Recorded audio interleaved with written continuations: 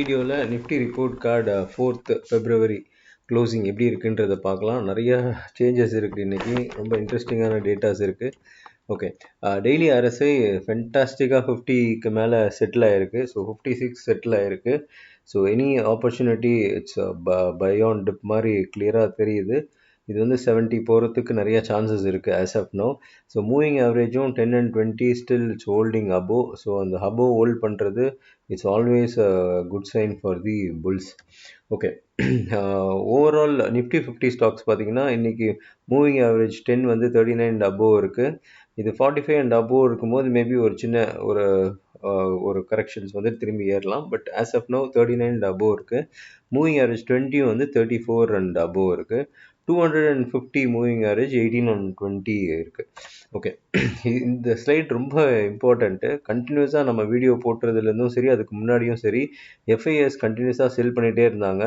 First time ரொம்ப நாளுக்கு அப்புறம் FIS வந்து 809 crores பை பண்ணியிருக்காங்க. DIS வந்து 430 crores செல் பண்ணியிருக்காங்க. இது நம்ம பட்ஜெட் எப்படி வந்தாலுமே நெக்ஸ்ட் டே மார்க்கெட் கரெக்டாக ஏறி பட்ஜெட் நல்ல பட்ஜெட்டுன்ற மாதிரி காமிப்பாங்கன்ற மாதிரி நம்ம பேசியிருந்தோம். பட் இந்த முறை பட்ஜெட்டே ரொம்ப நல்ல பட்ஜெட்டாக வந்திருக்கு. ஆனால் அடுத்த நாள் பெருசாக வந்து ஒரு மாதிரி பெருசாக ஒரு ஏற்றம் இல்லை. பட் அடுத்த நாளே டியூஸ்டேவே நம்ம சொன்னதை வந்து இது பண்ணி கொண்டு போயிட்டாங்க. மார்க்கெட் இன்னைக்கு கேப் அப் ஆனதுக்கப்புறம் ஃபர்ஸ்ட் ஹாஃப் சைட்வேஸில் இருந்தது. பட் செகண்ட் ஹாஃப் ஒரு 200 பாயிண்ட் நிஃப்டி ஏறி இருக்கிறது ஒரு நல்ல ரேலி இது. But main reason FIS first time கொஞ்சம் ரொம்ப நாளுக்கு அப்புறம் ஃபர்ஸ்ட் டைம் ஒரு 809 crores பை பண்ணியிருக்காங்க. இதை நல்ல சைனாக தான் பார்க்குறோம். பட் கண்டினியூஸாக இது அவங்க பண்ணாங்க அப்படின்னா இந்தியன் மார்க்கெட்டுக்கு ரொம்ப ரொம்ப நல்லது. ஓகே, இந்த ஸ்லைடு நான் உங்களுக்கு எல்லாருக்குமே இன்னைக்கு பார்க்காமே தெரிஞ்சிருக்கும் பப்ளிக் என்ன பண்ணியிருப்பாங்க அப்படின்றது. 9:16 இன்னைக்கு வந்து 9:16 to 9:17 அந்த 2 minutes தான், 1 or 2 minutes மார்க்கெட் ஓப்பன் ஆனதுக்கு அப்புறமே ரொம்ப ரொம்ப ரொம்ப கிளியராக வந்து காமிச்சிச்சு open interest.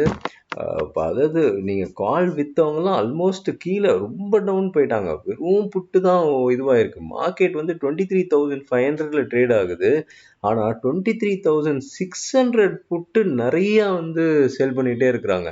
Open interest increase ஆகிட்டே இருக்குது. ரொம்ப கிளியராக தெரியுது. ஆக்சுவலாக இன்றைக்கி நம்ம ஏற்கனவே பேசியிருந்தோம் அந்த 23,500க்கு மேலே இருந்தாலே பையின்றது. ஸோ அதுவும் வந்து அருமையான அதுக்கப்புறம் மூவ் இருந்தது. ஓப்பன் இன்ட்ரெஸ்ட் ரொம்ப நல்லா சப்போர்ட் பண்ணிச்சு. மார்க்கெட் ஓப்பன் ஆன 2வது நிமிஷத்தில் 23,500 ட்ரேட் ஆகும்போது 23,600 புட்டு அவ்வளோ ஓப்பன் இன்ட்ரெஸ்ட் இருக்கும்போது இட்ஸ் கிளியர் கட் பைன்றது தெரிஞ்சது.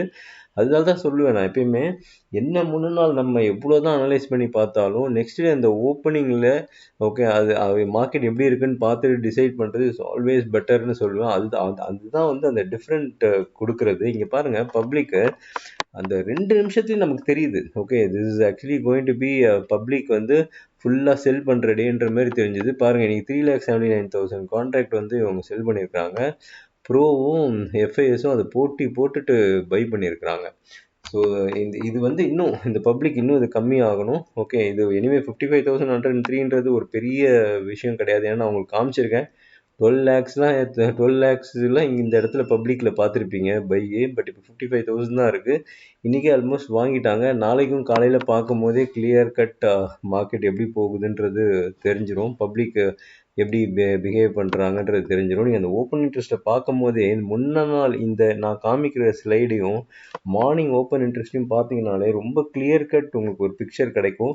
பப்ளிக் இன்றைக்கி எப்படி போகிறாங்கன்றது அதுதான் இன்றைக்கி நடந்தது. எப்பயும் அட்லீஸ்ட் ஒரு 10 minutes or 15 minutes ஆகும் அது தெரியறதுக்கு. சம்டைம்ஸ் ½ hour ஆகும். பட் இன்னைக்கு 2வது நிமிஷத்துலேயே ரொம்ப கிளியராக தெரிஞ்சுது. So this is also a very good sign for the bulls. Nifty highest open interest call side இப்போ 24,000 வந்துச்சு. பிகாஸ் 10 rupeesக்கு மேலே அது ட்ரேட் ஆகிட்டு இருக்கிறதால அதை எடுத்திருக்கேன். தென் 23,800 23,500 இருக்குது. புட்டில் வந்து இன்னும் கொஞ்சம் மேலே வந்திருக்காங்க. 23,500 23,400 23,300 வந்திருக்கிறாங்க. இந்தியா விக்ஸும் சூப்பராக செட்டில் ஆகிருக்கு 14.02. ஒரு நேற்றுக்கும் இன்றைக்கும் இந்தியா விக்ஸ் கம்மியாக இருக்குது. இது ஏற்கனவே நம்ம பேசியிருக்கோம். இந்தியா விக்ஸ் 15 கீழே இருக்க புல்ஸுக்கு வந்து பெட்டராக இருக்கும். 15க்கு மேலே இருக்க கண்டிப்பாக வந்து நிறையா பேர் உள்ளே வரத்துக்கு சான்சஸ் இருக்குதுன்னு சொல்லியிருக்கோம். So India VIX settled 14.02. இது ஃபெப்ரவரி ஃபர்ஸ்ட் வீக்கோட சப்போர்ட் அண்ட் ரெசிஸ்டன்ஸ் கொடுத்துருப்பேன். இனிமேல் சப்போர்ட்டை பார்க்க தேவையில்லைன்னு நினைக்கிறேன். ரெசிஸ்டன்ஸ் வரும்போது இந்த 23,980 24,020 இந்த இடத்துல வரும்போது ஒரு சின்ன ஒரு செல்லிங் ஆப்பர்ச்சுனிட்டிஸ் இருந்தால் எடுத்துகிட்டு க்ளோசிங் பேஸ் ஸ்டாப் லாஸ் 2485 எடுத்துக்கிறது நல்லது. இது க்ளோசிங் பேஸ் ஸ்டாப் லாஸ்ன்றது மெயின்டைன் பண்ணுறது கஷ்டம். அதனால் வந்து ஒரு கால் ஆப்ஷன் ஹெட்ஜிங் பண்ணிக்கிறது இதில் நல்லது. இது வந்து ஃபெப்ரவரி ஹோல் மந்தோட சப்போர்ட் 22,800 2750.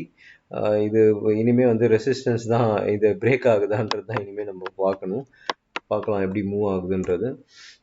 நம்மளுடைய சாகா வியூவும் புல் வந்து 36 வந்துச்சு, பேர் 11 இருக்குது, நியூட்ரல் 3 இருக்குது. This also good sign for the bulls. இந்த மிட் பாயிண்ட்டை சொல்லியிருப்பேன். இந்த மிட் பாயிண்ட் கண்டிப்பாக ரொம்ப பேருக்கு இது யூஸ்ஃபுல்லாக இருந்திருக்கும்னு நம்புகிறேன். 23,500க்கு மேலே போச்சுன்னா எக்காரணத்துக்கு ஒன்றும் செல்லில் இருக்கவே கூடாதுன்னு ரொம்ப ரொம்ப ஸ்ட்ரிக்டாக இந்த யூடியூப்பில் சொல்லிகிட்டே இருந்திருப்பேன். 23,500 மேலே போனதுக்கப்புறம் மார்க்கெட் எந்த மாதிரி மேலே போச்சுன்றது உங்களுக்கே இன்றைக்கி தெரிஞ்சிருக்கும். இதனால் ஞாபகம் வச்சுக்கோங்க இந்த நம்பரை. 23,500 மேலே இருக்கிற வரைக்கும் புல் ஆப்பர்ச்சுனிட்டி பார்க்குறது தான் நல்லது. 23,500 கீழே போகும்போது பேர் ஆப்பர்ச்சுனிட்டிஸ் பார்க்கலாம். பட் உங்கள் சார்ட் பேட்டர்ன் இந்த நம்பரை வச்சுட்டு சார்ட் பேட்டர்னை பார்த்து பண்ணுறது தான் எப்பயுமே புத்திசாலித்தனம். Okay, Trump effect. நான் அது ட்ரம்ப் வந்தோடனே போட்டிருந்தேன். ட்ரம்ப் வந்தோடனே மார்க்கெட்டுக்கு அது நல்லது தான். நான் வந்து 20ஆம் தேதியிலேருந்தே அவர் வந்ததுக்கு அப்புறமே நான் புல்ல மாறிட்டேன்றது சொல்லியிருந்தேன்.